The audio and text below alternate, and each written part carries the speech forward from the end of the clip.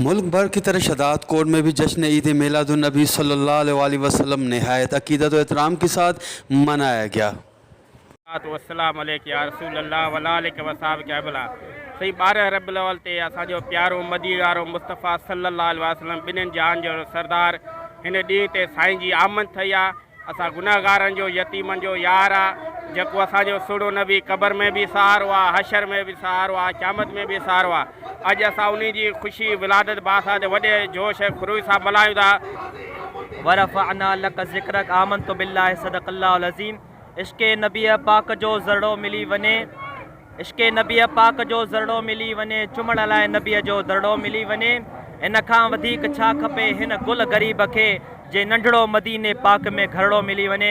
अल्हम्दुलिल्लाह असां सभिनी अहले सुन्नत वारनि जे लाइ हीअ वॾी अज़ीम ॾींहुं आहे छो जो असांजे लाइ ईअं सम्झनि रमज़ान जे रोज़नि खां हर शइ खां वधीक हीअ असां माना कुझु बि कंदा आहियूं, मज़ूरी कंदा आहियूं, छा बि कंदा आहियूं। हिन ॾींहं ते असां जेको आहे न बाक़ाइदे सुठे पैमाने ते सुठियूं ड्रेसियूं पाईंदा आहियूं, सुठो माना खाईंदा पीअंदा आहियूं। हिन महिल असां अॼु 12 रबीउल अव्वल जो ॾींहुं आहे ऐं पूरी काइनात में हुज़ूर अलैहिस्सलातु वस्सलाम जो मीलाद मल्हायो पियो वञे।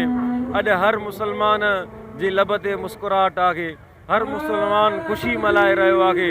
ऐं हीअ ख़ुशी छो न हुजे जे ॾींहुं इंसानियत खे आज़ादी मिली, इंसानियत खे इंसानियत जो दर्स मिलियो, इंसानियत ग़ुलामी मां आज़ादी हासिल कई आहे त यकीनन इहा वॾी सआदतमंदी ऐं ख़ुशबख़्ती आहे।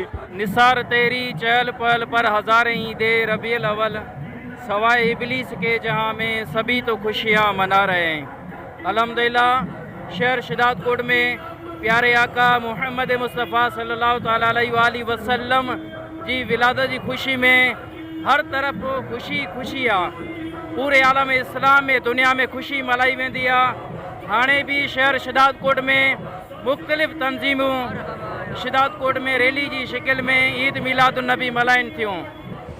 उन्होंने मज़ीद कहा कि आज नबी करीम सल्लल्लाहु अलैहि वसल्लम की विलादत बासादत का दिन है जो हमारे लिए किसी ईद जैसी खुशी से कम नहीं है। कैमरा टीम के साथ गुलाम अली बराबरी, वश टीवी शदात कोट।